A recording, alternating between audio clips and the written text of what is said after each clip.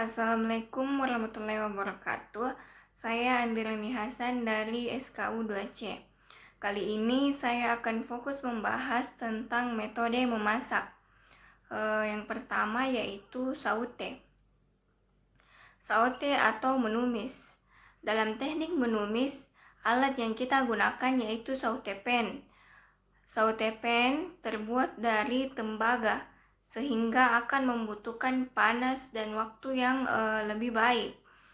Teknik menumis dimulai dengan memanaskan wajan hingga panas dan hampir berasap. Kemudian masukkan sedikit minyak, mentega, ataupun minyak zaitun yang akan mengeluarkan bunyi. Lalu bumbui dan beri garam terlebih dahulu pada bahan yang ingin dimasak. Kemudian tumis sambil terus diaduk atau digoyangkan.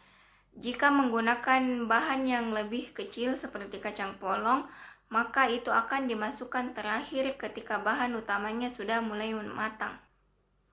Yang kedua yaitu boiling atau merebus. Selanjutnya kita akan membahas tentang perbedaan gelembung yang terdapat pada air mendidih, mulai dari poaching, boiling, dan simmering.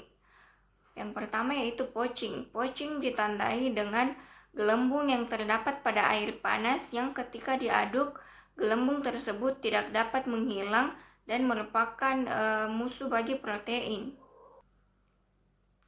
Yang kedua yaitu boiling. Boiling yaitu kondisi di mana air yang dididihkan tepat pada suhu 212 derajat Celcius. Titik didih ini merupakan titik didih yang paling stabil dan ditandai dengan jika diaduk maka cairan akan berhenti mendidih sejenak. Dan makanan yang baik dimasak dalam suhu ini yaitu pada makanan yang mengandung sumber protein seperti sup. Yang ketiga yaitu simmering. Simmering yaitu di mana kondisi cairan menggunakan suhu yang lebih rendah, seperti membuat kaldu atau untuk membuat makanan seperti daging matang sempurna hingga ke dalamnya. Dan menggunakan suhu 180 derajat Celcius. Tidak menggunakan waktu yang lama, cukup sekitar 8 menit. Kemudian masukkan mentega hingga mencair yang ditandai dengan bunyi mendesis. Lalu diamkan selama beberapa menit sehingga bisa diaduk dengan baik. Kemudian balik hingga di sisi lainnya juga matang merata. Jika terasa lengket, maka itu tanda bahwa daging belum bisa untuk dibalik. Maka dari itu diamkan daging selama beberapa saat, lalu masukkan cairan beraroma hingga menutupi 1/2 permukaan daging.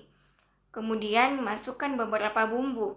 Jika menggunakan sayuran, maka sayuran akan ditambahkan belakangan, karena sayuran akan mudah hancur seperti bubur jika dimasak terlalu lama. Kemudian masak selama kurang lebih 4-5 jam. Jangan lupa masukkan buke garni terlebih dahulu. Ini sangat penting untuk menambah aroma pada masakan. Kemudian masak hingga mendidih, lalu diamkan sambil sesekali diaduk. Yang terdapat pada air panas yang ketika diaduk, gelembung tersebut tidak dapat menghilang dan merupakan musuh bagi protein. Mana air yang dididihkan tepat pada suhu 212 derajat Celcius. Titik didih ini merupakan titik didih yang paling stabil dan ditandai dengan jika diaduk maka cairan akan berhenti mendidih sejenak. Dan makanan yang baik dimasak dalam suhu ini yaitu pada makanan yang mengandung sumber protein seperti sup. Yang ketiga yaitu simmering. Simmering yaitu di mana kondisi cairan menggunakan suhu yang lebih rendah, seperti membuat kaldu atau untuk membuat makanan seperti daging matang sempurna hingga ke dalamnya. Dan menggunakan suhu 180 derajat Celcius. Tidak menggunakan waktu yang lama, cukup sekitar 8 menit. Kemudian masukkan mentega hingga mencair yang ditandai dengan bunyi mendesis. Lalu diamkan selama beberapa menit sehingga bisa diaduk dengan baik. Kemudian balik hingga di sisi lainnya juga matang merata. Jika terasa lengket, maka itu tanda bahwa daging belum bisa untuk dibalik. Maka dari itu, diamkan daging selama beberapa saat, lalu masukkan cairan beraroma hingga menutupi 1/2 permukaan daging. Kemudian masukkan beberapa bumbu.